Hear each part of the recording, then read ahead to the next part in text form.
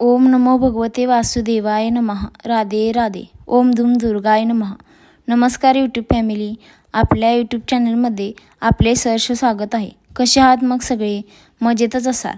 मग आपले व्हिडिओज पाहताय ना. मी आज तुमच्यासाठी कन्यापूजन का करावे, कसे करावे, कधी करावे, ते करताना काय काळजी घ्यावी व विशेष उपाय याबद्दल मी आजच्या व्हिडिओमध्ये माहिती सांगणार आहे. तरी व्हिडिओ पूर्ण पहा व व्हिडिओला लाईक व आपल्या यूट्यूब चॅनलला सबस्क्राईब करा. नवरात्रीच्या काळात कुमारिका मुलींना दुर्गेचे रूप मानले जाते. 2 ते 10 वर्षापर्यंतच्या मुलींचे कन्यापूजन केले जाते. या मुलींना साक्षात देवीचे रूप मानले जाते. यांना कुमारिका असे म्हटले जाते. कुमारिकांच्या पायांचे पूजन करून त्यांना जेवायला घालण्याची प्रथा आहे. प्रथम कुमारिकांना पाय धुवून पूजा करून आसनावर बसवावे. हातात लाल मोळी बांधून कपाळावर कुंकू लावावे. प्रसाद आणि दक्षिणा द्यावी. घरातून पाठवताना त्यांच्या पाया पडून आशीर्वाद द्यावे. चला बघूयात, वयाच्या कितव्या वर्षी कुमारिका ही देवीच्या कोणत्या रूपात असते आणि तिचे पूजन केल्याने काय फळ मिळते. कन्यापूजन हे अष्टमी व नवमीला केले जाते. 2 वर्षाची कन्या कुमारिका म्हणून ओळखली जाते. हिचे पूजन केल्याने दारिद्र्य दूर होते. 3 वर्षाची कन्या ही त्रिमूर्ती रूपात असते. हिचे पूजन केल्याने सुख समृद्धी नांदते. 4 वर्षाची कन्या कल्याणी असते. हिचे पूजन केल्याने घरात कल्याण होते. 5 वर्षाची कन्या रोहिणी रूपात असते, जी रोगमुक्त ठेवते. 6 वर्षाची कन्या कालिका रूपात असते. हिचे पूजन केल्याने राजयोग प्राप्त होतो. 7 वर्षाची कन्या चंडिका रूपात असते. ही ऐश्वर्य प्रदान करते. 8 वर्षाची कन्या शांभवी रूपात असते. हिची पूजा केल्याने विजय प्राप्त होतो. 9 वर्षाची कन्या दुर्गा देवीचं रूप असते. ही शत्रूंचा नाश करते. तर 10 वर्षाची कन्या सुभद्रा रूपात असते. सुभद्रा आपल्या भक्तांच्या सर्व इच्छा पूर्ण करते. या कन्यापूजनात फक्त कन्यांचेच पूजन मान्य नाही होत, तरी त्यांच्याबरोबर एक मुलगाही असणे गरजेचे आहे. कारण प्रत्येक देवीच्या मंदिरात सुरक्षेसाठी महादेवाने आपल्या रूपात भैरव यांना स्थान दिले आहे. देवींचे शक्तिपीठ स्थापित करण्यासाठी महादेव स्वतः पृथ्वीवर आले होते. जिथे जिथे सतीचे अंग पडले तिथे शक्तिपीठांची स्थापना झाली. तसेच महादेवाने आपल्या स्वरूपात भैरवांना दरबारात तैनात ठेवले. भैरव पूजा केल्याशिवाय देवीची पूजा अपुरी मानली जाते. म्हणूनच कन्यापूजनाबरोबर एक मुलगाही पूजेसाठी बोलवावा व प्रथम त्याचेही पूजन करून घ्यावे व नंतर कन्यापूजन करून घ्यावे. कन्यापूजन करण्याची पद्धत पुढील प्रमाणे. अष्टमी किंवा नवमी तिथीला कन्यापूजनेसाठी मुलींना आमंत्रित करून घ्यावे.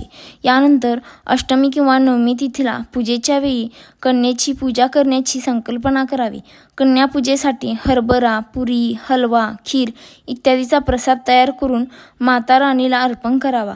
घरात मुली आल्यानंतर सर्वप्रथम त्यांचे पाय स्वच्छ पाण्याने धुवावेत व त्यांच्या पायाला हळदी कुंकू लावून त्यांचा आशीर्वाद घ्यावा.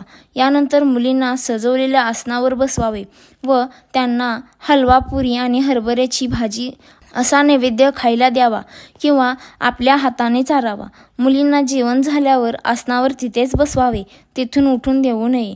यानंतर त्यांना चंदन किंवा कुंकवाचा तिलक लावावा व रक्षासूत्र बांधून त्यांच्या पाया पडावे व त्यांचे देवी समजून त्यांच्याकडून आशीर्वाद घ्यावेत. व नंतर आपल्या क्षमतेनुसार फळे, वस्त्रे, भेटवस्तू, शृंगाराच्या वस्तू आणि दक्षिणा देऊन त्यांना घरातून बाहेर त्यांच्याबरोबर आपणही 8 पावले त्यांना सोडावे.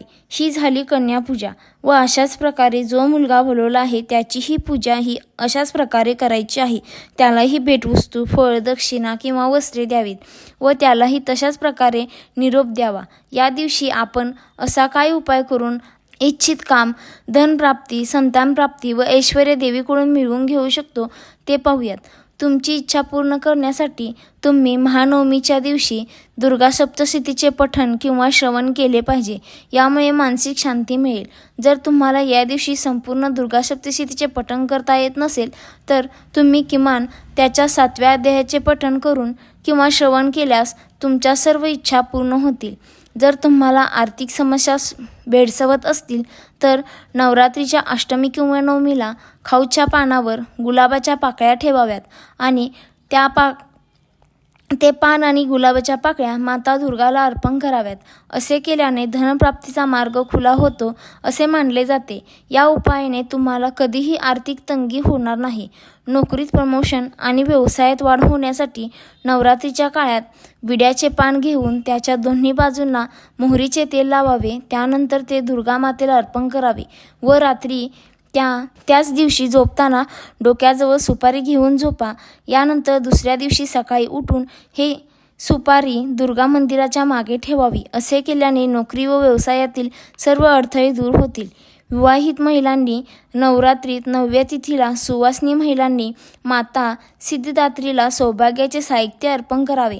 असे केल्याने तुमच्या जोडीदाराच्या आयुष्यातील अडचणी दूर होतात आणि सुवासिनी महिलेला सौभाग्य मिळते. तरी व्हिडिओ आवडला असेल तर व्हिडिओला लाईक, शेअर आणि कमेंट व आपल्या यूट्यूब चॅनलला सबस्क्राईब करा. तसेच बेल आयकॉनवर क्लिक करा जेणेकरून तुम्हाला आपल्या व्हिडिओजची नोटिफिकेशन सर्वात आधी येईल. राधे राधे.